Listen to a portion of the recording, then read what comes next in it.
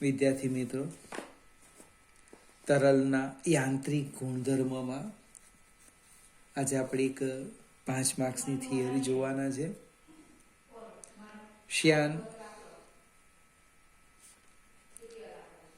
પ્રવાહીમાં મુક્ત પતન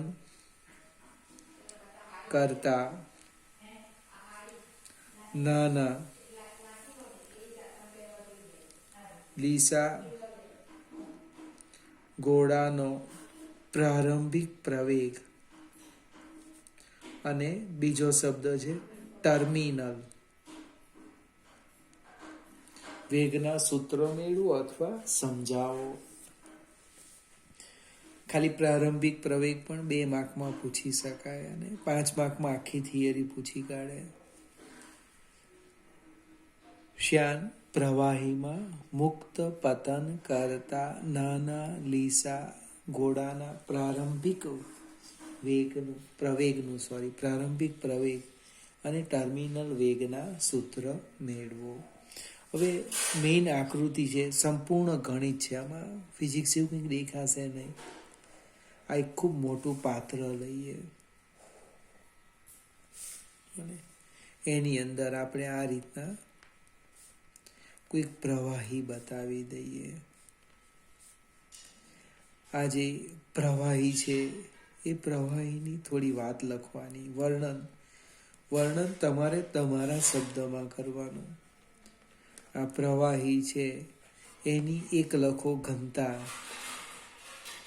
કેટલી, તો કે ρ0, મને એનો શ્યાનતા ગુણાંક કેટલો, તો કે ઈટા. 2 જ વસ્તુ છે, કંઈક ઘટતી હોય તો પછી પાછું લખી દેવાનું. એકવાર સમજવા પ્રયત્ન કરો. હવે નાની દળદાર લીસી વસ્તુ જેને આપણે મુક્ત પતન કરાવવાના, બને એ વસ્તુની વાત કરીએ.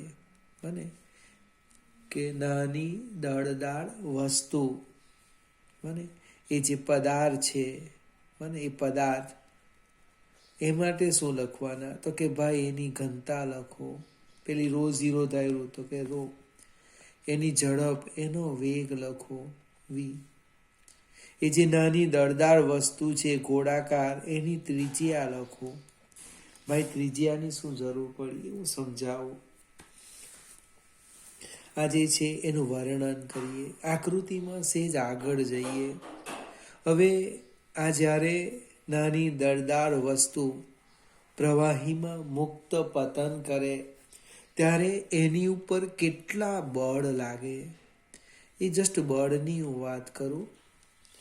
આપણે એક અહીંયા બતાવી દઈએ સેન્ટરમાં, એટલે લખતા સારું પડશે. એક બળ લાગવાનું આપણે વજન બળ mg આકૃતિમાં બતાવીએ, બરાબર ને. આ કયું કહેવાય, વજન બળ mg. બીજું લાગે ગતિ અવરોધક બળ, સ્ટોક્સનો નિયમ fv, વેગ પર આધારિત બળ છે એટલે એને fv લખ્યું. અને ત્રીજું બળ લાગે ઉત્પ્લાવક બળ, એને હું fb કહી દઉં. એ ઉત્પ્લાવક બળ એને ઉધ્વ દિશામાં લાગે. આમે આકૃતિ જેની પરફેક્ટ, એને કોઈ પ્રોબ્લેમ નહીં આવે.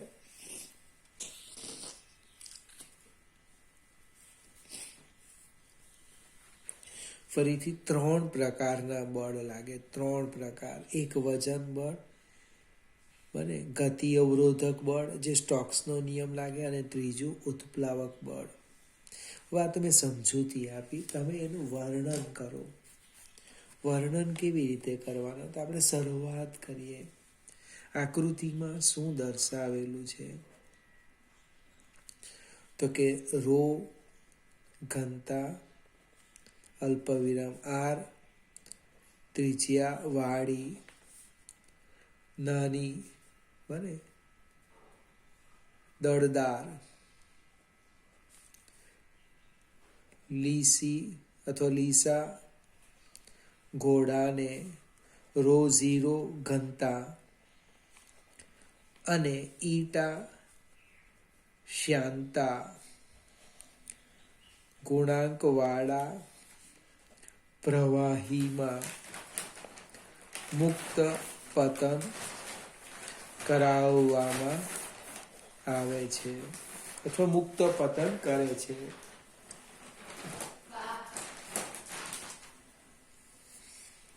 હવે કોઈકને વિચાર આવે આ બધું મારાથી નહીં લખાય, તો આપણી રીતના લખવાનું. આકૃતિમાં શું દર્શાવ્યું? તો એક નાની દળદાર ગોળાકાર વસ્તુ પ્રવાહીમાં મુક્ત પતન કરે છે. પછી પ્રવાહીની ઘનતા અને શાંતા ગુણાંક લખો, દ્રવ્યનું લખી દેવું તો પણ ચાલે. હવે ગોળા પર 3 બળો લાગે છે. ગોળા પર 3 બળો લાગે છે. કયા કયા? તો વારા પરથી લખતા જઈએ. 1 વજન બળ. મને ધારો કે એને હું F1 કેમ, કેટલું? તો કે mg. હવે એનું પણ સાદું રૂપ આપીએ. વજન બળ F1 એટલે mg, પણ દળ એટલે શું? તો દળ એટલે કદ ગુણ્યા ઘનતા. એટલે કદ ત્રિજ્યા લીધેલી છે 4/3πr³ ρ. ખ્યાલ આવ્યો કે નહીં આવ્યો? ત્રિજ્યા શા માટે લખી? કદ સરળતાથી શોધી શકાય એટલે F1 આવવાનું. 4/3πr³ ρg. બીજું બળ લઈ લે, ઉત્પ્લાવક બળ. હવે આપણે સંજ્ઞા FB ની જગ્યાએ F2 લઈ લઈએ.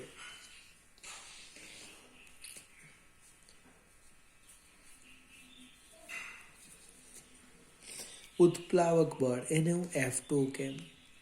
હવે લગભગ 9મા ધોરણમાં આવે. મારા કેટલાક વિદ્યાર્થી મિત્રો તો ભૂલી પણ ગયા હશે કે પદાર્થ વડે વિસ્થાપિત પ્રવાહીના વજન જેટલું બળ એને ઉધ્વ દિશામાં લાગે, એને આપણે ઉત્પ્લાવક બળ કહેવાના. પદાર્થ વડે કેટલું પાણી ખસેડાય? તો કે એના કદ જેટલું ખસેડાય. એટલે કે m0 બરાબર કદ. કદ એટલે પદાર્થના કદ જેટલું. આટલું પાણી, આટલું પ્રવાહી એ જગ્યા રોકવાનું, ખસેડી દેવાનું. એના વજન જેટલું, બને એની ઘનતા ρ0 છે. એટલે દળ આવી ગયું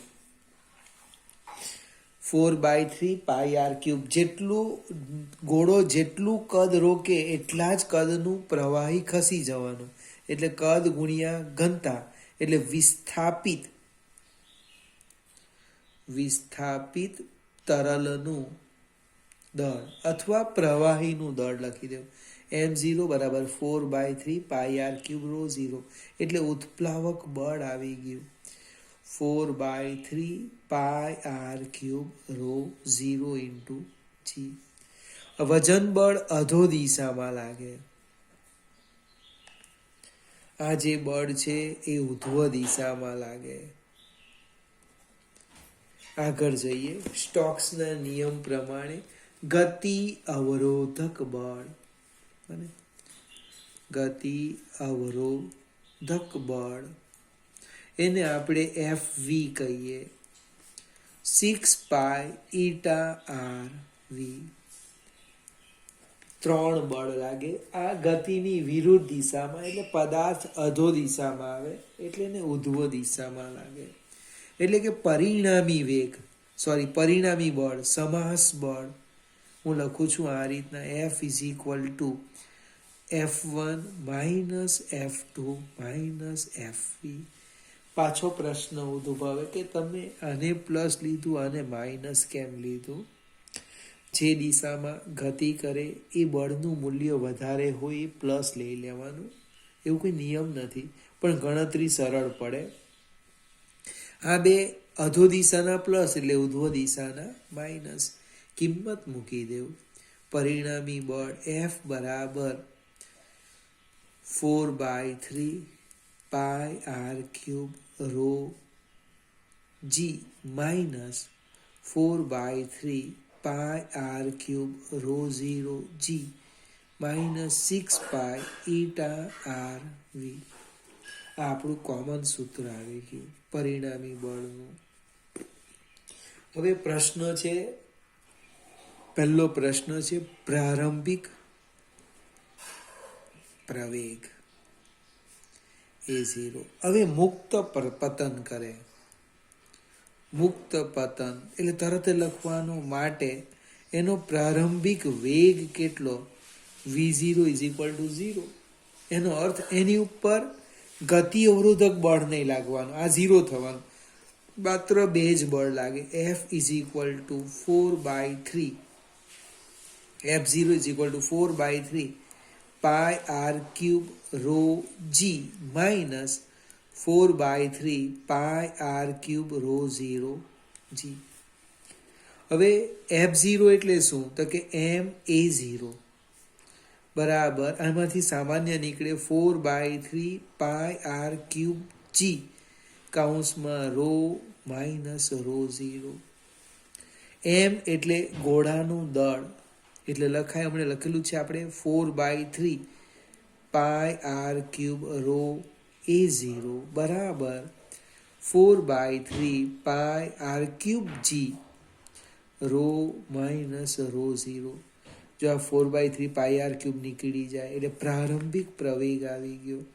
A0 બરાબર g/ρ કૌંસમાં ρ minus ρ0.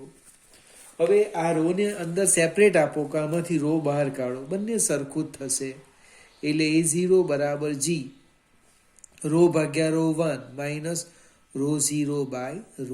એવું નહીં કરવાનું કે આ કેન્સલ થઈ ગયા, આ માઇનસ છે, દરેક પદને લાગે.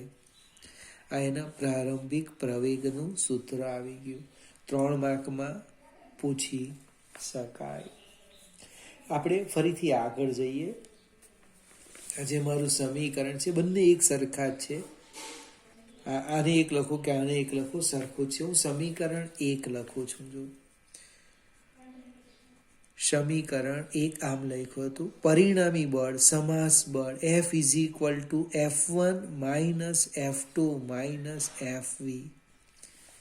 હવે ઘોડો પ્રવેગી ગતિ કરે. જો ઘોડો શું કરે? પ્રવેગી ગતિ કરે. પ્રવેગી ગતિ કરે એનો અર્થ એનો વેગ વધે. એનો વેગ વધે. વેગ વધે એનો અર્થ થવાનો સ્ટોક્સના નિયમ પ્રમાણે ગતિ અવરોધક બળ વધે. આ FV વધવાનું. જ્યારે F1 અને F2 કેવા રહે? અચળ રહે. ખ્યાલ આવશે કે નહીં આવશે? ફરીથી સમજાવું. પ્રવેગ આવ્યો. પ્રવેગ આવ્યો મીન્સ ઘોડો પ્રવેગી ગતિ કરે. પ્રવેગ ક્યારે ગતિ કરે? જ્યારે વેગ વધે. એટલે પ્રવેગી ગતિ કરે એટલે કે ઘોડાનો વેગ વધે. ઘોડાનો વેગ વધે એટલે ગતિ અવરોધક બળ વધે. જ્યારે F1 અને F2 તો કેવા છે? અચળ છે. એનો અર્થ પરિણામી બળ F ઘટે. ફરીથી એકને એક વાત કરું. વેગ વધે, ગતિ અવરોધક બળ વધે, પરિણામે F ઘટે. કોણે કીધું? તો આ સમીકરણ પરથી જો, આ તો અચળ છે, આનું મૂલ્ય વધતું જાય, બાદ કરો એટલે F ઘટે. F ઘટે એટલે પ્રવેગ ઘટે. એટલે જેમ જેમ નીચે જશે તેમ એના પ્રવેગનું મૂલ્ય ઘટતું જશે. કોઈ એક વેગે શું થાય? બને કોઈ એક વેગ લઈ લઈએ. કોઈ એક વેગ કયો લઈએ? V બરાબર VT એ શું થાય? કે F1 minus F2 બરાબર FV થાય. વેગ વધતા વધતા એક વેગ આપણને મળ્યો FV. ત્યારે શું થાય? F1 minus F2 બરાબર FV થવાનું. આ સમયે પરિણામી બળ સમાસ બળ F કેટલું થાય? 0 થાય. પણ જે વેગ માટે પદાર્થ પર, ઘોડા પર લાગતું પરિણામી બળ સમાસ બળ 0 થાય, તે વેગને આપણે નામ આપવાના ટર્મિનલ વેગ કહે છે. એનો અંતિમ વેગ. કેમ ભાઈ અંતિમ વેગ? તો કે બળ શૂન્ય એનો અર્થ બને F ઇક્વલ ટુ 0 એનો અર્થ પ્રવેગ શૂન્ય એનો અર્થ વેગ કેવો થઈ ગયો? હવે અચળ. એ ગતિ કરવાનો અધો દિશામાં પણ કેવી રીતે? અચળ વેગથી અધો દિશામાં ગતિ કરે. અચળ વેગથી અધો દિશામાં ગતિ કરે. આ જે વેગ છે એ વેગને નામ આપ્યું આપણે ટર્મિનલ વેગ. એનું સૂત્ર મેળવીએ. જો ભાઈ F1 - F2 બરાબર FV.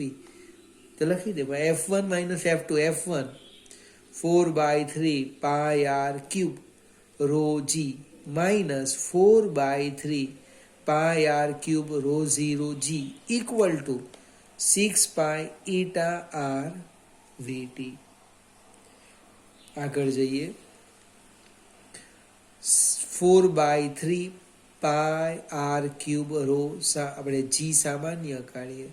કૌંસમાં શું રહે? Rho minus rho 0 equal to 6 pi eta r vt.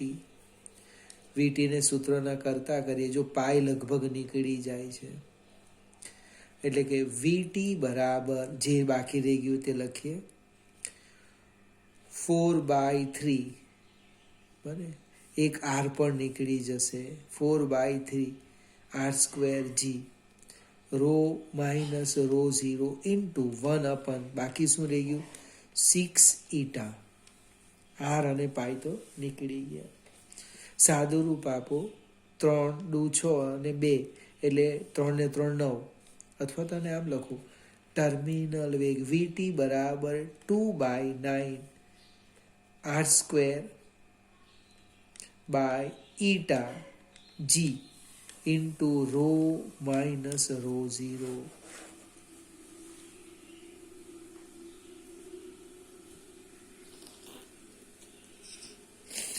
ફરીથી સમજાવું. આ 6×18 લખી દે તો પણ ચાલે.